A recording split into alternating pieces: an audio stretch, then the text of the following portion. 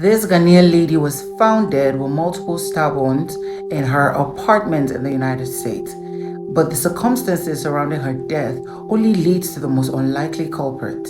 Known as Karen Aphour, the 30-year-old was living in Evanston in Illinois, United States. It was said that she completed her tertiary education in the University of Ghana, Legon, before she moved to the US to stay with her brother and her mother. Karen was working for the Ministry of Foreign Affairs and Regional Integration before her and her brother left their father, who is a military brigadier in Ghana, with two other of their siblings. But on April the 16th, 2022, the police arrived at 100 block of Karen Avenue in Illinois around 9:20 p.m. due to a distress call by their neighbors to 911. Only to discover Karen with multiple stab wounds at different parts of her body bleeding in their apartment, and then the police had to rush her to the hospital.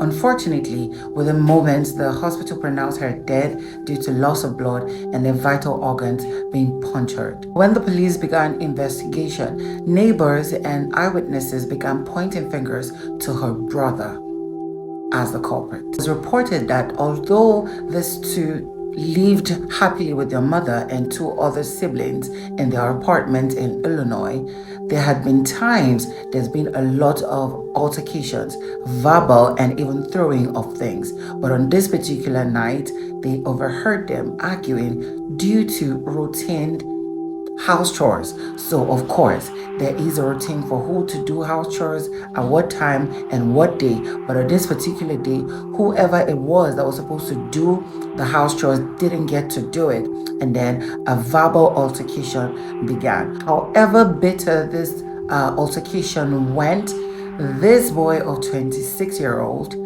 decided to pick a knife and stab his elder sister of 30-year-old. He didn't even just stab her once, he gave her multiple stab wounds before fleeing the apartment. Now, it was not said if their mother or their other two siblings were around, but by the time the police arrived and found her body, she had bled to death.